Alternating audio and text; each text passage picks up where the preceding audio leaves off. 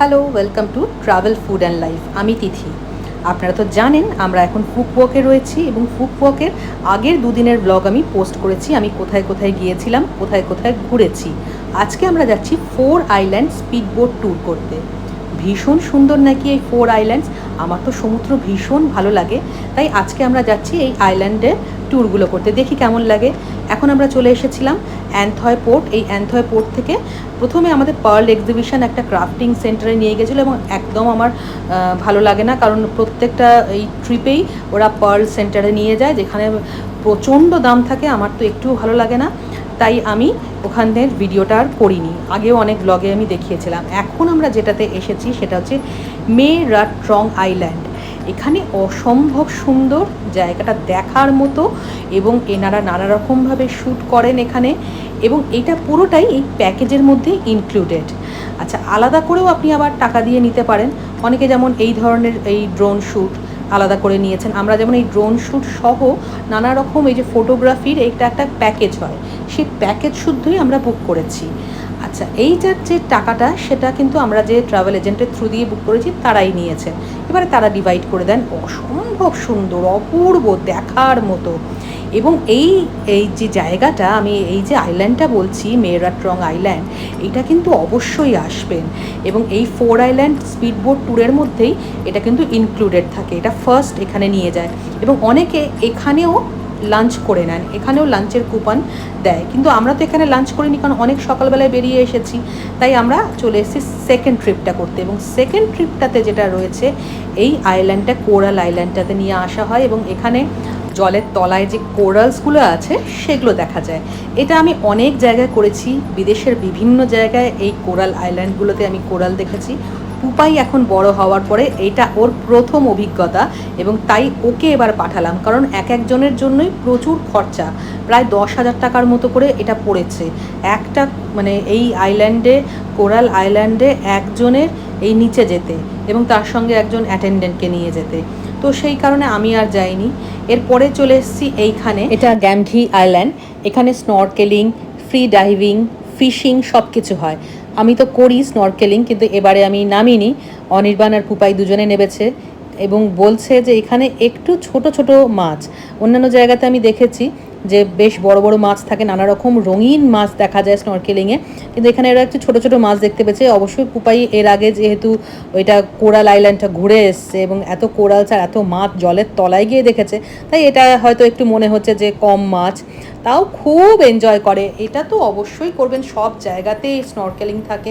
এখন দেশেও অনেক জায়গায় স্নরকেলিং হয়ে গেছে, তবে বাইরে আমি দেখেছি খুব সেফ এবং খুব সেফটি মেনটেন করা হয়। যাই হোক, সব ওয়াটার অ্যাক্টিভিটিস এখানে করে নেওয়া হয়েছে। এরপরে লাঞ্চের জন্য আমাদের নিয়ে যাওয়া হলো এই স্পিড বোটে করি। এগুলো কিন্তু হাই স্পিড বোট, এবং এত সুন্দর একটা আরেকটা আইল্যান্ডে নিয়ে আসা হয়েছে। এত অর্গানাইজড, এত সুন্দর, দেখুন একবার কীরকম সুন্দর বাঁধানো রয়েছে। এবং এখানে ব্যাটারি অপারেটেড গাড়িতে করে নিয়ে যাওয়া হবে আমাদের সান ওয়ার্ল্ডে, সেখানে আবার লাঞ্চের ব্যবস্থা করা হয়েছে। এবং ভেতরের বাড়িগুলো দেখুন, সেই যে আমি দেখিয়েছিলাম আগে সানসেট টাউনের মতো করে এখানের বাড়িগুলো করা হয়েছে। এগুলো কিন্তু রেন্টে দেওয়া হবে, তখন এগুলো হোমস্টে হিসেবে ইউজ হবে। চলুন, চলে এসেছি আমরা এখন লাঞ্চ করতে। প্রথমেই জুসের সেকশন, নানা রকম জুস রয়েছে রাখা। তারপরে চলে এসেছি খাবারের সেকশনে। কত হাজার রকমের যে খাবার এখানে, নানা রকমের রাইসেরই কত রকমের ভ্যারাইটি দেখতে পাচ্ছি। White rice, pineapple rice, jasmine rice, মানে জেসমিন রাইসেরই অনেক রকম ভেরিয়েন্টস এখানে আমি প্রথমেই শুরুতেই দেখতে পেলাম। প্রচুর রকমের খাবার, ইন্ডিয়ান, এশিয়ান, ওয়েস্টার্ন সব কিছু রয়েছে। এটা কিন্তু পর্কের বানাচ্ছে। শ্রেডেড ম্যাঙ্গো আছে, শ্রেডেড ক্যারেট আছে, আর এগুলো বানিয়ে ভিয়েতনামি সিজলিং প্যানকেক। এটা পোর্ক দিয়ে বানানো। এটা সবই পোর্কের। সুইট কর্ন আছে, কোকোনাট ফিল্ড কেক, এটা স্টিম সিউমাই, এটা সেদ্ধ আলু, কে জানে কে খাবে। সাইড ভেজিটেবলস এগুলো আছে, সুইট অ্যান্ড সাওয়ার স্যুপ রয়েছে এখানে। এটা মাছের ফিশ, এটা fried chicken wings with fish শেষ হয়ে গেছে, হুড় করে আসছে, শেষ হয়ে গেছে। সাইড ভেজিটেবলস রয়েছে, নানা রকমের সয়াবিন সস থেকে সস এখন সব শেষ হয়ে যাচ্ছে।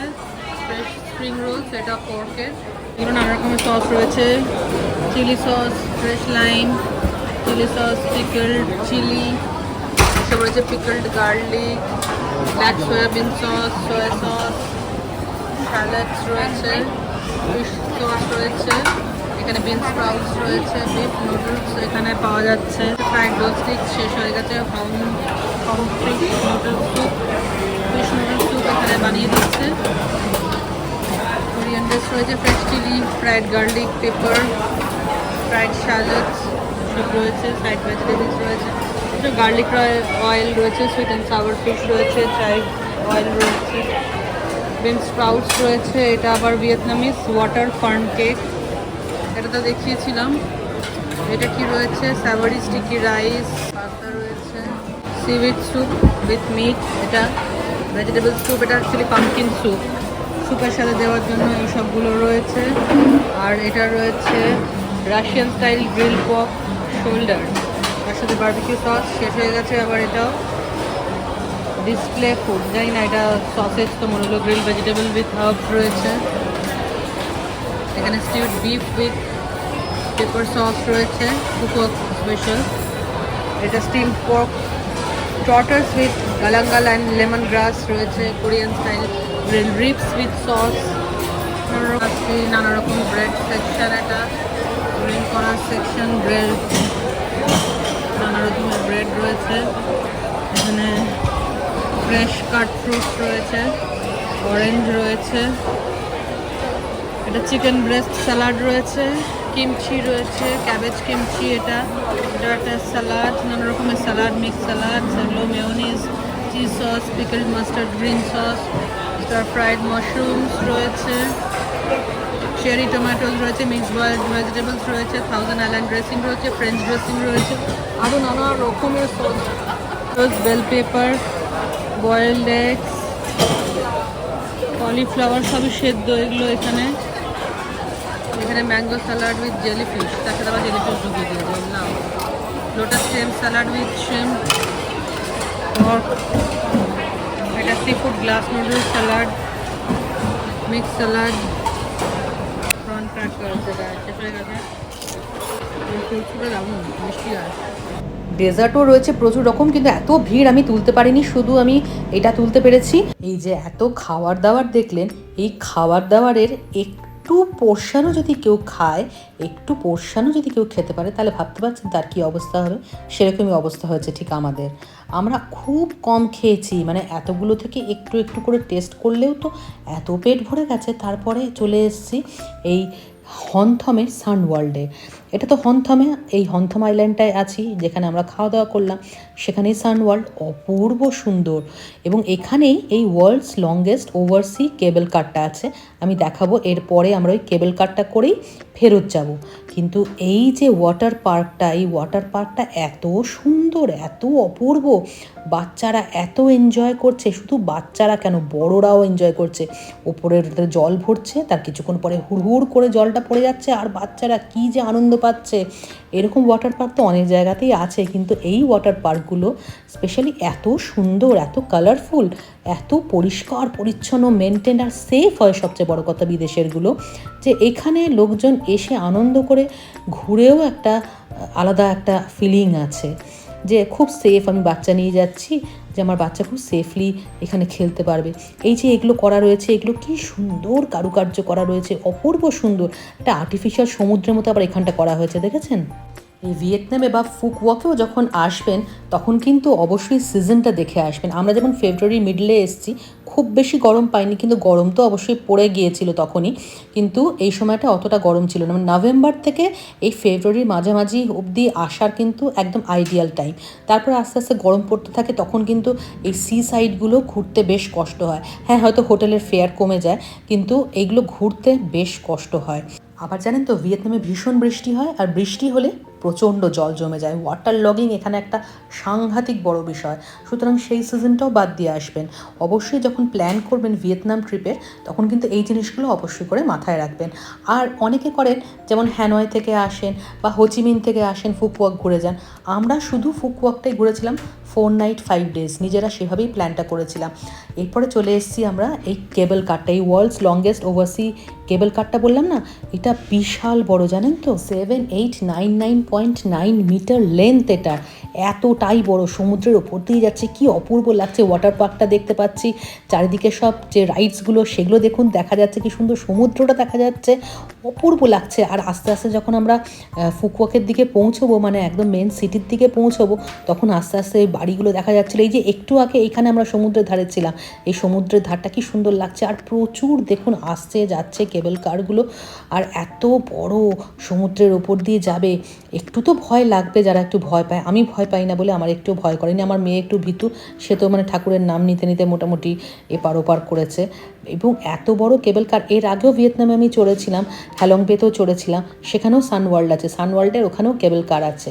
কিন্তু এইটা হচ্ছে, এটাও সমুদ্রের ওপর দিয়ে যায়, ওটাও সমুদ্রের ওপর দিয়ে যায়, দুটোই সমুদ্রের ওপর দিয়ে। কিন্তু এটা হচ্ছে বিশ্বের লংগেস্ট সি ক্রসিং কেবল কার, ভাবতে পারছেন যে এটা। এবার আমরা যে এই যে লাঞ্চ বুফেটা নিয়েছিলাম, এই রাউন্ড ট্রিপ কেবল কার, এগুলো আমরা সমস্ত একসঙ্গেই প্যাকেজের মধ্যে ছিল। আপনি আলাদা করেও এই কিন্তু সানওয়ার্ল্ডে আসতে পারেন, এবং সেখানে আপনি রাউন্ড ট্রিপ কেবল কার লাঞ্চ বুফে নিয়ে মোটামুটি 4,400 টাকার মতো করে পার পার্সন পড়ে। এগুলো আপনি ক্লুক দিয়েও বুক করে নিতে পারেন। অনেক সাইট রয়েছে, সানওয়ার্ল্ডের নিজেরও ওয়েবসাইট রয়েছে, সেখান থেকে ডাইরেক্ট আপনি টিকিট কেটে আসতে পারেন। আমরা যেহেতু একটা এজেন্সি, ভিয়েতনামের এজেন্সির থ্রু দিয়ে বুক করেছিলাম, তাই আমাদের একটু কম পড়েছিল। আপনি এখান থেকে বুক করে গেলে যে চার্জটা অনলাইনে আছে সেটা আপনাকে দিতে হবে, বা আপনি কোনো এজেন্সির থ্রু দিয়ে গেলে তা আপনাকে আরও অনেক বেশি টাকা দিতে হবে। যাই হোক, আমরা এখন ল্যান্ড করে গেছি এই যে কেবল কারটা থেকে, একটু যেন পুপাই শান্তি পেয়েছে, এবার একটু আনন্দে ঘুরছে। এরপরে আমাদের গাড়িটা আসবে, গাড়িটা আমাদের পিক আপ করে আমাদের হোটেলে পৌঁছে দেবে। আজকের ট্রিপ আমাদের এখানেই শেষ হয়ে গেল। আমার আজকের ব্লগটা আপনাদের কেমন লাগলো জানাবেন, ভালো লাগলে একটা লাইক করে দেওয়ার অনুরোধ রইল। সকলে খুব ভালো থাকবেন, সুস্থ থাকবেন, সাবধানে থাকবেন। আমি আবার ফুকুওকার আরেকটা ব্লগ নিয়ে আসছি খুব তাড়াতাড়ি। সকলে খুব ভালো থাকুন, ট্রাভেল ফুড অ্যান্ড লাইফের সঙ্গে সবাই থাকবেন। বাই।